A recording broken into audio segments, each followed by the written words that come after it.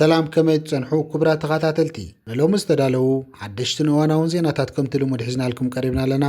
ዛዕባ መወዳእታት ተከታተሉና ብኽብሪ ንዕድም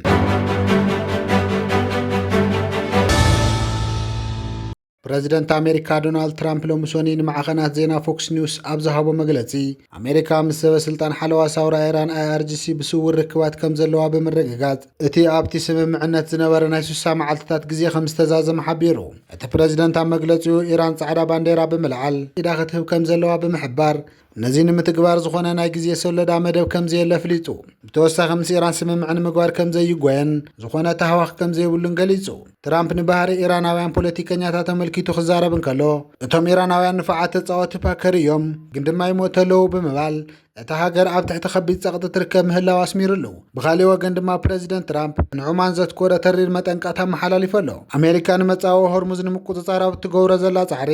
ዑማን ኣብ መንገዳ እንተኣትያ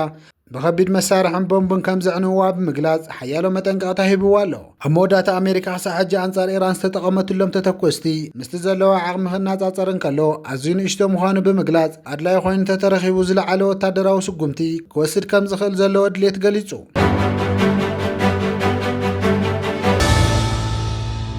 ኤርትራ ምስ ኢትዮጵያ ይኹን ምስ ካልኦት ሃገራት ዘዋቐርና ኣፍሪካ ኣብ እተካይዶ ዝኾነ ይኹን ስምምዓትን ጽምዶታትን ንላዕላውነት መሬታዊ ሓድነታ ከምኡውን ክልል ኣየር ባሕራን ፍጹም ኣዋጋዕ ዕዳጋ ከም ዘይትእቱ ፈጻሚ ጉዳይ ኤምባሲ ኤርትራ ኣብ ሕቡራት መንግስታት ኣሜሪካ ኣቶ ብርሃነ ገብረ ህይወት ኣፍሊጦም እቶም ዲፕሎማሰኛ ሎሚ ኣብ ማሕበራዊ መራኸቢ ኤክስ ኣብ ዘመሓላለፍዎ ተሪር መልእኽቲ ከም ዝገለጽዎ ኤርትራ ኣብ ዘዋቐርና ኣፍሪካ ናይ ሓሶት ዲሞክራሲ ብምትካል ናይ ኣሜሪካን ሃገራት ምዕራብን መጋበርያ ሳተላይት ክትከውን ከም ዘይትደልን እዚ ሓቂ እዚ ድማ ኩሉ ህዝቢ ኢትዮጵያ ዘዋናን ክፈልጦ ከም ዝግባእ ኣስሚሮም ኣለዉ ኣቶ ብርሃነ ኣብ መልእኽቶም ኤርትራ ብዋጋ ሰላምን ርግኣትን ህዝቢ እቲ ዞባ ንሰራዊት ኣሜሪካን ካልኦት ሓይልታት ዓለምን ኣብ ደሴታት ዳህላክ ማዓስከር ብምሃብ ተረባሂት ዓለም ለኻውን ፋይናንሳውን ስርዓት ምዃኑ ቀሊል ኣማራፂ ከም ዝነበረ ገሊጾም ይኹን እምበር እዚ ብዓበይቲ ሓይልታት ዝዘዋወር ብልጭልጭ መወዳእትኡ ኣብነት ከም ናይ ዩክሬንን ታይዋንን ኣብ መወዳእታ ግዳይ ብምዃኑ ኤርትራ ካብዚ ዝተፈለየ ናይ በዓላ ነፃ ዕጫ ከም ዝመረፀ ተብሪሆም ስለ ዝኾነ ድማ እቲ ዝኽፈል ዘሎ ኩሉ ቃልስን መስዋዕትን ኣብ ክንዲ ናብ ካልኦት ከዳሚ ምዃን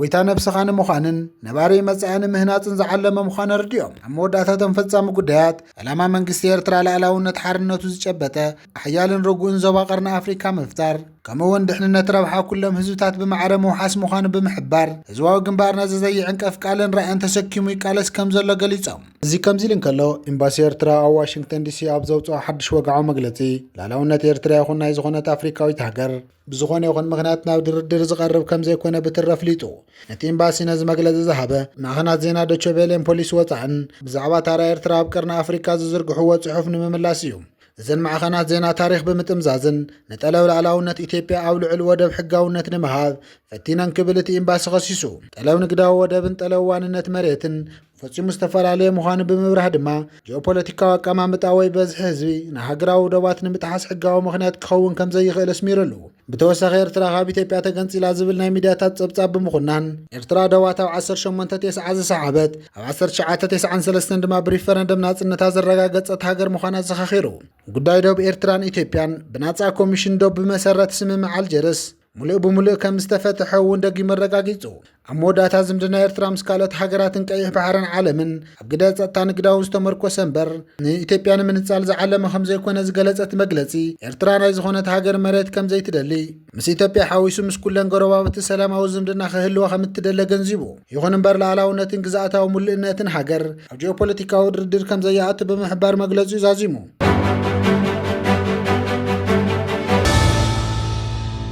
እዚ ከምዚ ኢሉ እንከሎ ብኢራን ዝድገፉ ዕጡቃት ሕቱ የመን ሎምሶኒ ኣብ ቀይሕ ባሕሪ ኣብ ልዕሊ ወታደራዊ መርከብ ስዑድ ዓረብን 4 ጃላዊ መራኸቢ መጥቃዕቲ ሚሳኤል ከም ዝፈጸሙ ኣፍሊጦም ወታደራዊ ወሃቢ ቃልቲ ጉጅለ ሃያ ሳርሕ ኣብ ማሕበራዊ መርበብ ቴሌግራም ኣብ ዝሃቦ መግለጺ እዚ መጥቃዕቲ ሓያሎ ባላስቲክ ሚሳኤል ብምጥቃም ዝተፈጸመ ኮይኑ ዕላምኡ ብትኽክል ዝወቕዐ ቁኑዕ ቀጥታዊ መጥቃዕቲ ምንባሩ ሓቢሩ ብመሰረት ሓበሬታት ወሃቢ ቃል በቲ ዝተፈጸመ ስርሒት እቲ ናይ ስዑድ ዓረብ ናይ ውግእ መርከብ ሙሉእ ብሙሉእ ሓዊ ትቃጸልን ከላ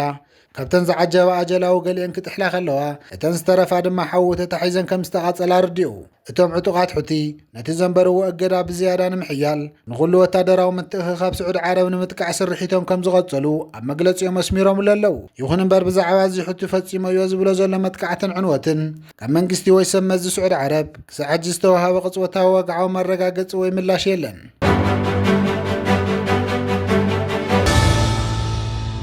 ኢትዮጵያ ኣብ ርእሲ ዝሃነጾታ ዓብዪ ሕድብ ግዳሴ ሰለስተ ተወሰኸቲ ግድባት ክትሃንጽ መደብ ከም ዘለዋ ድሕሪ ምሕባራ ኢትዮጵያ ኣብ ርእሲ እቲ ዝሃነጾታ ዓብዪ ግድብ ህዳሴ ሰለስተ ተወሰኸቲ ግድባት ክትሃንጽ መደብ ከም ዘለዋ ድሕሪ ምሕባራ ኣብ መንጎ ግብፅን ኢትዮጵያን ብሰንኪ ጉዳይ ማይ ፈለግ ናይ ለባይ ዝጸንሐ ወጥሪ መሊሱ ከም ዝገደደ ተፈሊጡ። መንግስቲ ግብፂ ነዚ ናይ ኢትዮጵያ ወጥሪ ብትሪ ብምቅዋም ኢትዮጵያ ምስ ካልኦት ሃገራት ተፋሰስ ናይል ከይተስማዕምዐት ከምዚ ዓይነት ስጉምቲ ካብ ምውሳድ ክትቁጠብ ጠንቂቁ። ግብፂ ናብ ሃገራ ናብ ሱዳንን ዝውሕዝ ማይ ትቆጻጸር ዝኾነ ሃገር ከም ዘይትቕበልን ከም ዘይትፈቅድን ብምግላጽ ፈለግ ናይል ንውሕስነት ማይ ግብፂ ህላዊ ጉዳይ ምዃኑ ኣስሚራትሉ። ሓደ ስሙ ዘይተገለጸ ላዕለዋይ በዓል ስልጣን ግብፂ ሃገሩ ረብሓታታ ንምሕላው ብዙሓትን ሰፋሓትን መሳርሕታት ከም ዘለዋ እኳ ተገለጸ እቶም መሳርሕታት ብልክዕ እንታይ ምዃኖም ግና የብርሃን። ብተወሳኺ ገለ ግብፃውያን ኣብ ልዕሊ ኢትዮጵያ ወታደራዊ ስግምቲ ክውሰድ ክጽውዑን ከለዉ መንግስቲ ግብፂ ግና ኣብዚ እዋን ኢትዮጵያ ናይ ምጥቃዕ መደብ ከም ዘየብሉ የፍልጥ። ብኣንጻሩ መንግስቲ ኢትዮጵያ ንመርገፂ ግብፂ ብምንጻግ ኩለን ሃገር ተፋሰስ ነቲ ፈለግ ልምዓት ናይ ምጥቃዕ ርትዓዊ መሰል ከም ዘለዋ ይምጉት።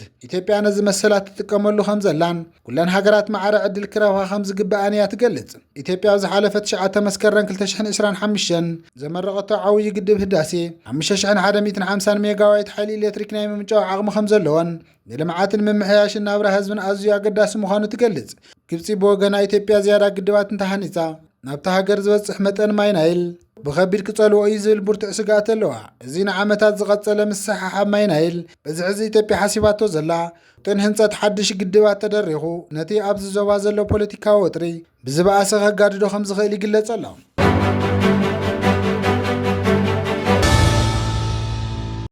ሰራዊት ሱዳን ኣብ ሰሜን ኮርዶፋን ናይ ሓይልታት ቅልጡፍ ደገፍ RSF ድሮን ኣውዲቑ። ማዕኸናት ዜና ሱዳን ትሪብን ሎሚ ሰኔ 17 ናሓሰ ኣብ ዘውፅኦ ጸብጻብ ሰራዊት ሱዳን ነቲ ብሓይልታት ቅልጡፍ ደገፍ RSF እትዝወርሑ ርሕቐት እትጓዓዝ ድሮን ኣብ ክልል ሰሜን ኮርዶፋን ተኪሱ ከም ዘውደቐ ኣፍሊጡ። እዚ ኣብ ዝወርሒ ብሰራዊት ሱዳን ዝወደቐት ካልአይቲ ዘመናዊ ድሮን ምዃና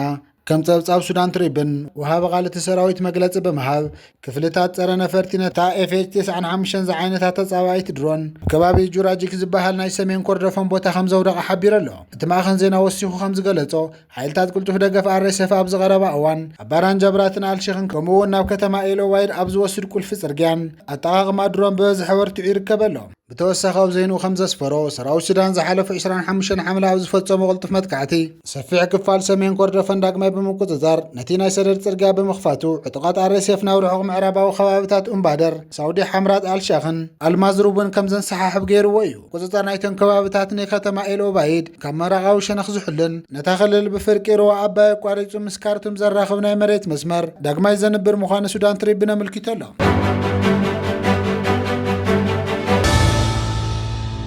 መንገዲ ኣየር ሶማልያ ዳግማይ ስራሕ ከም ዝጀመረ ተሓቢሩ። መንገዲ ኣየር ሶማልያ ድሕሪ 10 ዓመታት ኣብ ኣየር ክምለስ ምዃኑ ሄልዝ ኦፍ ኣፍሪካ 17 ናሓሰ 2026 ኣብ ዘርግሖ ሓበሬታ ገሊጹ። እቲ ሃገራዊ መንገዲ ኣየር ሶማልያ ዝኾነ ሶማሊ ኤርላይንስ ንልዕሊ 30 ዓመታት በረራ ደው ኣቢሉ ዝጸንሐ ኮይኑ ኣብ እዋን እዚ ናብ ስርሑ ክምለስ ተዳልዩ ከም ዘሎ እቲ ማእኸን ዜና ቃሊሑ። እዚ ድማ ምምሕዳር ዓውደ ኣቪዬሽን እቲ ሃገር ዝግበር ዘሎ ጻዕሪ ዓብዪ ስጉምቲ እዩ። ፌደራላዊ መንግስቲ ሶማልያ ነቲ መንገዲ ኣየር ካብ ሓምለ 2025 ክበርር ኣትሒዙ ዝጀመረ ኮይኑ ዛጊድ ክልተ ኤርባስ A320 ዝዓይነተ ነፈርቲ ንምግዛእ ውዕል ፈሪሙ ኣሎ። 2026 ተወሳኺ 2 ወይ 3 ነፈርቲ ንምዕግዳግ ኣብ ቀጻሊ ድማ ናይ ነዊሕ እግራዊ ኣገልግሎት ዝህባ ዝዓበያ ነፈርቲ ንምውናን መደብ ከም ዘለዎ ተሓቢሩ። ሚኒስተር መጓዓዝያ ሲቪል አቪዬሽን ሶማልያ መሐመድ ፋራህ ከም ዝበሎ እተን ነፈርቲ ንህዝቢ ሶማልያ ዝተዓደጋ ኮይነን በረራታት ብዘባዊ መስመር ክጅምርን ድሕሪኡ ናብ ሃገራዊ መበገስታት ክሰፍሕ ትልሚ ከም ዘለዎ ረዲኡ። እታ መንገዲ ኣየር ናብ በረራ ምምላሱ እቲ ሃገር ምስ ዲያስፖራ ትገብሮ ምትእስሳር ንምብራኽ ንመናእሰያት ዕድል ስራሕ ኣብ ምፍጣር ልዑል ታራ ከም ዘለዎ እቲ ሚኒስተር ኣብሪሁ። መንግስቲ ሶማልያ ብመሰረት ልምዓት መዕርፎ ነፈርቲ ዝገብሮ ስራሕቲ ብምዕባይ ኣብ መቃዲሾ ዝርከብ ሃገራዊ መዕርፎ ነፈርቲ ምምሕያሽ ይገብርሉ ከም ዘሎ ይጠቅስ። ኣብቲ ሃገር ካብ ዘለዋ መዕርፎ ነፈርቲ ነተን 15 ናብ ሃገራዊ ደረጃ ንምዕባይ መደብ ከም ዝተተሓዘ እውን ወሲኹ ገሊጹ። እዚ ውጥን ንብዙሓት ሶማልያውያን ዝሕጉስ ዓብዪ ውሳነ ኮይኑ እቲ ሃገር ድሕሪ ናይ 10 ዓመታት ግጭት ኣብ ህንፀት ሃገር ትገብሮ ዘላ ጻዕሪ ዘመላኽት ከም ዝኾነ ይመን። እቲ ድሕሪ 35 ዓመታት ናብ ስራሕ ዝተመለሰ ዘሎ መንገዲ ኣየር ሶማልያ ኣብ ምንቕቓሕ ቁጠባዊ እታ ሃገር እውን ዓብዪ ግደ ከም ዝህልዎ ይመን።